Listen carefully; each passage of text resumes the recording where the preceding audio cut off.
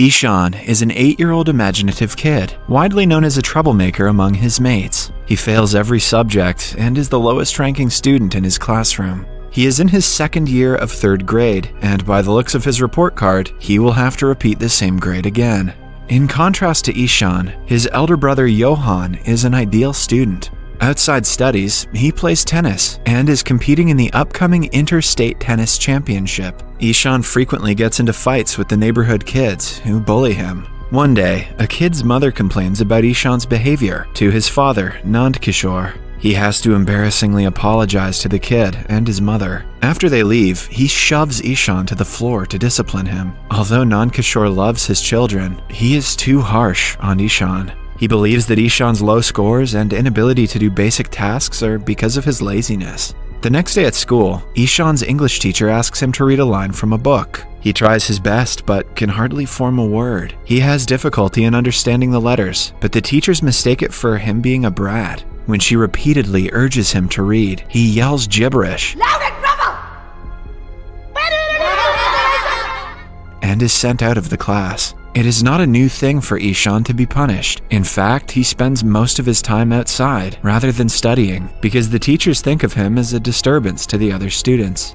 That day, Ishan hadn't done his math homework. To avoid facing the math teacher, he runs away from school and spends the entire day wandering around the neighborhood. He enjoys the day to his fullest, buying ice cream, spending time by the sea, and analyzing the passersby. By the end of the day, he returns to his school bus without anyone noticing his absence. At home, we see him make a beautiful painting. Ishan loves to paint, and his imaginative mind helps the cause, resulting in over-the-top pieces. Later, his mother Maya tries to tutor him and make him do his homework. She notices that his handwriting is awful and he can hardly spell anything right. She associates his inability with laziness and scolds him like everyone else. The next day, Ishan will have to provide his teacher with an absent note from his parents. Scared of getting in trouble, he begs his brother to write the note for him. Johan makes him promise he will never skip school again and writes the note. The kid shows it to his teacher, who doesn't question its authenticity. He also pretends to cough to make it seem like he was actually sick. That day, the math teacher surprises the kids with a test. Ishan is handed the test paper, but to him, the letters look like they're dancing. The first question asks him the multiplication of 3 with 9. In his head, the kid imagines the 3rd planet Earth and the 9th planet Pluto fighting each other. He fantasizes about the Earth destroying Pluto and rationalizes that the answer is 3.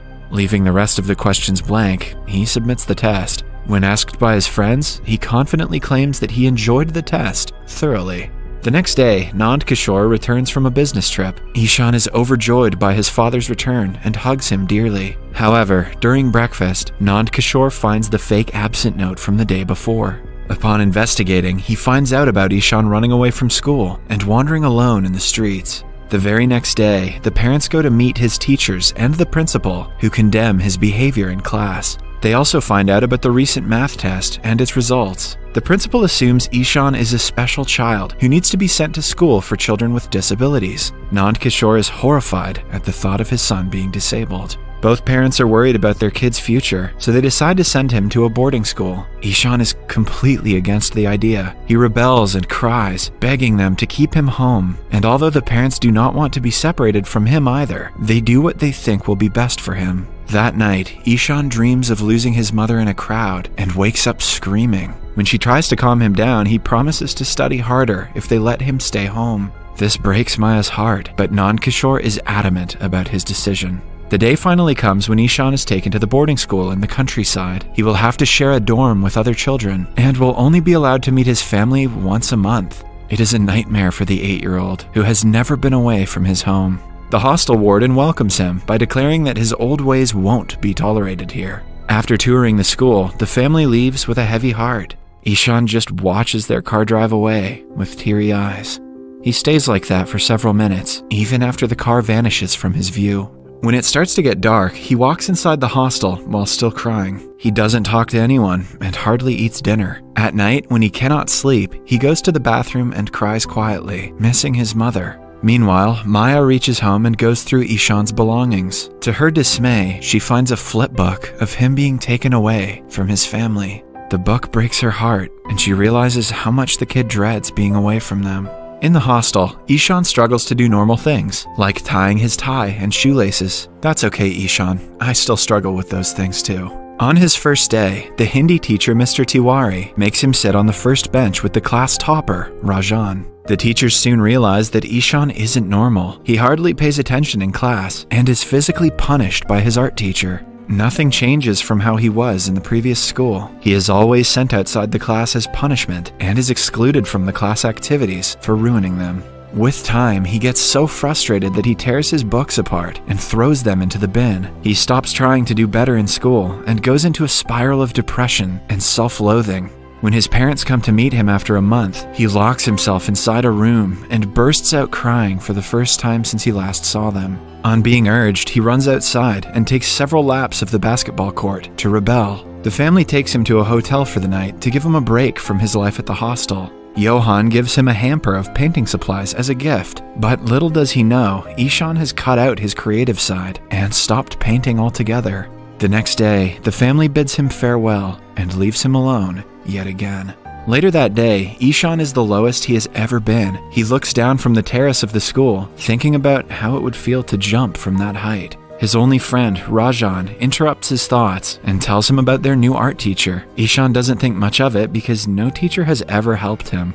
However, it is surprising to the kids that the new teacher, Ram, enters the class in a Joker costume. He sings a song, plays a flute, makes them dance, and lets them enjoy the class, in contrast to all the other teachers. While the old Ishan would have loved this, the depressed one doesn't participate in any of it. As their first task, the students are asked to draw or paint anything they want. Ram wants them to show their creative side, so he knows what he has to work on next. The children start to draw several things, all different from one another, but Ishan doesn't even touch the paper. Initially, Ram assumes that the kid is taking some time to think, but even when the class ends, Ishan's paper is still blank. Worried, Ram asks him what is wrong, but doesn't get a reply. That evening, Maya calls to talk to Ishan, but he only holds the phone to his ears and doesn't say anything. He is informed that they will have to postpone the next visit by a week because of Johan's tennis competition.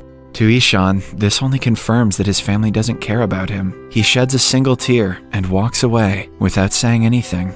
The next day, Ram sees Ishan kneeling down outside the classroom. Intrigued by his behavior, he asks Rajan about him. Rajan reveals that Ishan has difficulty understanding letters, no matter how hard he tries. Ram teaches in a school for disabled children, so he has an eye out for kids who are special. To find out more about Ishan, he goes through his old notebooks and finds a pattern of similar mistakes. Even while teaching the special children, he cannot get the thought of Ishan out of his head. He used to have the same problem in his childhood, so he feels sympathetic to the kid. Weeks later, he recognizes what Ishan's actual problem is and travels to his hometown to meet his parents. They welcome him and let him take a look at Ishan's bedroom. Ram is surprised to find out that Ishan used to paint. This makes him even sadder that the kid lost his sparkle because of the pressure that was put on him. Nandkishore belittles his son, claiming that he is lazy and he hates studying. Ram retaliates and shows him the pattern in Ishan's mistakes. He often inverts the letters, as if he has difficulty differentiating between them. Still, the father associates it with laziness, but Ram bluntly claims that he is wrong. He declares Ishan has a neurological condition called dyslexia that causes him to not understand certain patterns, like letters and words. In addition, he has difficulty coordinating, which causes him to not be able to tie his shoes. The kid must have been suffering so much because no one understood that he couldn't read and assumed he was just being lazy. So in other words, it's the parents who are being lazy. Oh snap. Nandkishore thinks Ram is calling his son a retard and lashes out at him. To make him understand, Ram asks him to read foreign letters written on a box. When Nandkishore is scolded for not understanding the letters, he finally realizes what his kid must be going through. Still, he refuses to acknowledge that his son can make a living out of his only passion, painting. Ram is determined to prove him wrong. When he returns to school the next day, he teaches the kids about all the famous historical figures who weren't so good at studying when they were children. He gives them examples of scientists, actors, and philosophers, which makes Ishan feel a lot better about himself. When Ram asks them who invented the light bulb, Ishan speaks for the first time in weeks and answers, Thomas Edison. Ram sees a shimmer of hope for the boy to learn.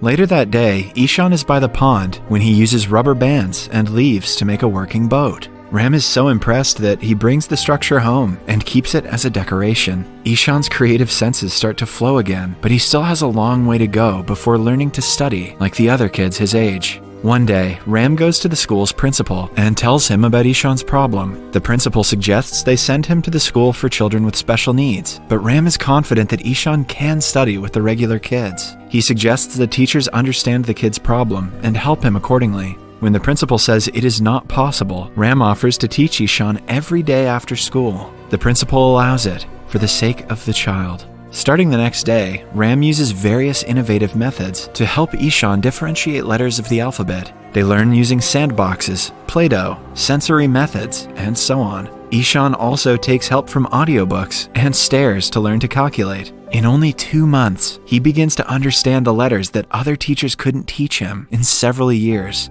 One day, Nand Kishore comes to the school to talk to Ram and boast about how they are researching more about their son's condition. He wants Ram to know that he's not an absent father and is proud to be the way he is. Ram, on the other hand, blames the father for being the reason the kid lost self-confidence, which even Nand Kishore cannot deny. On his way out, he sees Ishan trying to read from the notice board. Regretful of unknowingly hurting his child, he tears up and cannot get himself to face him. A few days later, Ram organizes a painting competition for both teachers and the students of the school. Everyone gathers in the amphitheater and participates. Ishan uses the painting supplies that he was gifted by his brother for the first time. The competition starts and everyone gets busy drawing. Even the teachers enjoy the event and do their best. By the end of it, Ishan creates a beautiful painting of himself sitting by the pond. He goes to the front to submit the painting and sees that Ram has painted a portrait of him. He is left speechless at the sight. A while later, it is announced that the winning painting will be on the front of the new edition of their yearbook. The principal proclaims that the decision was difficult because 2 paintings stood out the most, Ram's and Ishan's. In the end, Ishan is declared the winner, while the second prize goes to Ram. The crowd erupts in cheers. For the first time in his life, Ishan feels recognized for his talent. He cannot help but cry and runs to his teacher to hug him. In the last scene, Maya and Nand Kishore come to the school for the end-of-the-year parent-teacher meeting. The principal boasts about Ishan's talent, showing them his painting on the front of the school's yearbook. Unused to the new attention, the parents are left shocked. The principal also praises Ram for doing a great job teaching the kid in the way he needed it. Later, the parents meet Ishan's teachers, who show them the report card and compliment the kid's undeniable progress. Outside, the couple watches their son playing and cry tears of happiness. Nand Kishore thanks Ram for helping Ishan and apologizes for his behavior. Lastly, Ishan bids farewell to Ram and goes back to his hometown for a vacation.